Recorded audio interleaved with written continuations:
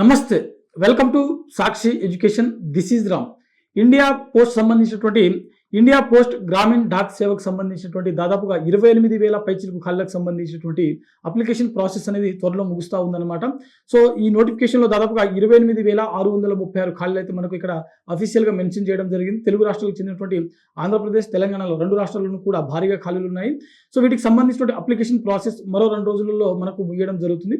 So ఓవరాల్గా మనము ఈ వీడియోలో వచ్చేసరికి ఒక్కసారి వీటికి సంబంధించినటువంటి ఎలిజిబిలిటీ, సెలక్షన్ ప్రాసెస్, మరి ముఖ్యంగా ఇతర డీటెయిల్స్ ఏవైతే ఉన్నాయో వాటి గురించి తెలుసుకునేటువంటి ప్రయత్నం చేద్దాము. ముందుగా ఈ వీడియోని చూస్తున్నటువంటి ప్రతి ఒక్కరు కూడా ఈ వీడియోని తప్పకుండా లైక్ చేయండి. అలాగే మీరు ఇంకా సాక్షి ఎడ్యుకేషన్ యూట్యూబ్ ఛానల్ని సబ్స్క్రైబ్ చేసుకోకపోతే ఇప్పుడే సబ్స్క్రైబ్ చేసుకోండి. అయితే మనకు ఇండియన్ పోస్ట్ సంబంధించినటువంటి ఇండియా పోస్ట్ డిపార్ట్మెంట్ నుంచి విడుదలైనటువంటి ఈ నోటిఫికేషన్ ఏదైతే ఉందో దీని ద్వారా మనకు జీడిఎస్ అనగా గ్రామీణ డాక్ సేవక్, అదేవిధంగా బీపీఎం అనగా బ్రాంచ్ పోస్ట్ మాస్టర్, అదేవిధంగా ఏబీపీఎం అనగా అసిస్టెంట్ బ్రాంచ్ పోస్ట్ మాస్టర్ సంబంధించినటువంటి ఉద్యోగాల భర్తీ అనేది జరగనుందనమాట.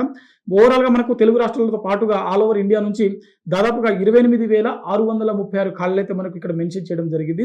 ఇందులో మనకు ఆంధ్రప్రదేశ్ నుంచి ఉన్నాయి, అదేవిధంగా మనకు తెలంగాణ నుంచి కూడా మనకు భారీగా ఖాళీలు అనేది మెన్షన్ చేయడం జరిగింది. తెలంగాణ నుంచి మనకు ఈసారి 608 ఖాళీలు అయితే ఉన్నాయి. అదేవిధంగా ఆంధ్రప్రదేశ్ నుంచి మనకు దాదాపుగా 1,060 ఖాళీలు అయితే ఉన్నాయి. సో హైయెస్ట్గా మనకు తెలంగాణ కంటే ఆంధ్రప్రదేశ్లోనే భారీగా ఈసారి ఖాళీలు ఉన్నట్లుగా ఇక్కడ తెలుస్తూ ఉంది. ఆంధ్రప్రదేశ్ నుంచి 1,060 ఖాళీలు ఉన్నాయి. అదేవిధంగా తెలంగాణ నుంచి 608 ఖాళీలు అయితే ఉన్నాయి. అయితే వీటికి సంబంధించినటువంటి ఎలిజిబిలిటీ చూసినట్లయితే 10th క్లాస్ అంటే మనకు ఎస్ఎస్సి పాస్ అయినటువంటి అభ్యర్థులు ఎవరైనా సరే ఈ పోస్టులకు దరఖాస్తు చేసుకోవడానికి అర్హత కలిగి ఉంటారు. సో మనకు కంప్లీట్గా వీటికి సంబంధించిన సెలక్షన్ ప్రాసెస్ కూడా మీకు 10th క్లాస్లో వచ్చినటువంటి మార్కుల ఆధారంగానే ఇక్కడ మెరిట్ జాబితా ద్వారానే మనకు సెలక్షన్ ప్రాసెస్ అనేది నిర్వహించడం జరుగుతుంది. సో ప్రత్యేకంగా వీటికి ఎలాంటి ఎగ్జామ్స్ అనేది కండక్ట్ చేయరు. సో మీకు 10th వచ్చినటువంటి మార్క్స్ ఏవైతే ఉన్నాయో ఫర్ ఎగ్జాంపుల్ మీరు ఒక లొకేషన్లో మీకు సంబంధించిన వేకెన్సీకి మీరు దరఖాస్తు చేసుకున్నట్లయితే ఆ లొకేషన్లో ఎన్ని అప్లికేషన్స్ వచ్చాయని చూస్తారు. ఆ తర్వాత మీకు దరఖాస్తులలో వచ్చినటువంటి అభ్యర్థులు ఎవరైతే ఉన్నారో వారందరికీ వచ్చినటువంటి 10th క్లాస్ మార్కుల ఆధారంగా ఎవరికి హైయెస్ట్ మార్క్స్ ఉంటుందో వారిని ఇక్కడ ఎంపిక అనేది అంటే ఆ పోస్ట్కి సెలెక్ట్ చేయడం జరుగుతుంది. ఒకవేళ సేమ్ మార్క్స్ వచ్చినటువంటి అభ్యర్థులు ఉన్నట్లయితే వారిలో ఏజ్ ఎక్కువ ఉన్నటువంటి అభ్యర్థులు ఎవరైతే ఉంటారో వారికి ప్రియారిటీ ఇస్తారు. ఒకవేళ ఏజ్ కూడా సేమ్ ఉన్నట్లయితే వారి యొక్క ఇనిషియల్ అంటే మనకు నేమ్స్ ఏవైతే ఉంటాయో సో ఆల్ఫాబెట్ ప్రకారం A to Z వరకు ఉన్నటువంటి ఫర్ ఎగ్జాంపుల్ ఏ తోటి అజయ్ అనుకోండి, ఫర్ ఎగ్జాంపుల్ ఒక నేము. అదేవిధంగా వేరే పర్సన్ డి అనుకోండి, అంటే వేరే డి పేరుతో తయారైనటువంటి నేమ్ ఉన్నటువంటి అభ్యర్థులు అనుకోండి. సో డి కంటే ఏ ఉన్నటువంటి అభ్యర్థికి ఫస్ట్ ప్రియారిటీ ఇచ్చేటువంటి అవకాశం ఉంటుంది. ఓవరాల్గా ఫస్ట్ మీ యొక్క మార్క్స్ అనేది చూస్తారు. ఒకవేళ సేమ్ ఉన్నటువంటి అభ్యర్థులు ఉన్నట్లయితే మార్క్స్ తర్వాత మీ యొక్క ఏజ్ లిమిట్ చూస్తారు. ఒకవేళ ఏజ్ కూడా సేమ్ ఉన్నట్లయితే ఆ తర్వాత మీ యొక్క నేమ్ అనేది ఆల్ఫాబెట్ ఆర్డర్లో ప్రకారం చూడడం అనేది ఇక్కడ జరుగుతుందన్నమాట. ఓవరాల్గా మెరిట్ జాబితా అనేది ఈ విధంగా తయారు చేయడం జరుగుతుంది.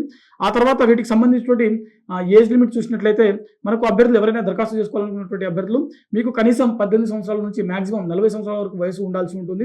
ఎస్సీ, ఎస్టీ మరియు ఓబీసీకి చెందినటువంటి అభ్యర్థులకు ప్రభుత్వ నిబంధనల ప్రకారం వయో సడలింపు అనేది కూడా ఇక్కడ వర్తిస్తుందన్నమాట. సో ఓవరాల్గా ఈ ఏడాది పాస్ అయినటువంటి 10th క్లాస్ అభ్యర్థులే కాదు, గతంలో ఆల్రెడీ పాస్ అయినటువంటి అభ్యర్థులు కూడా ఈ పోస్టులకు దరఖాస్తు చేసుకోవడానికి అర్హత కలిగి ఉంటారు. అదేవిధంగా వీటికి సంబంధించిన దరఖాస్తు ప్రక్రియ మనం చెప్పుకున్నాం ఇందాక మరో 2 రోజుల్లో ముగియనుందని చెప్పి.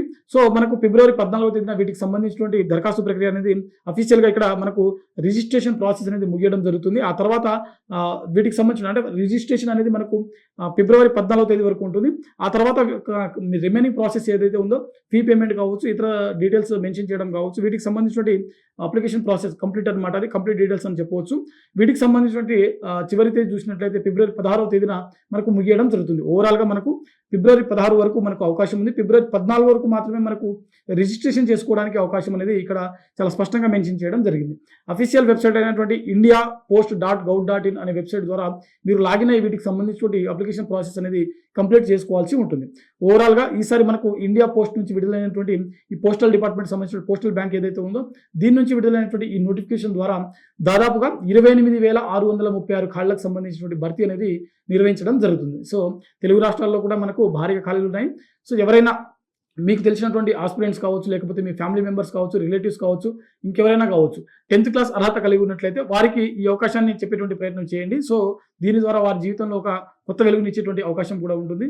సో ఇది ఇవాల్టి వీడియో. మరిన్ని జాబ్ అప్డేట్స్ కోసం చూస్తూనే ఉండండి Sakshi education. Thanks for watching. Thank you all.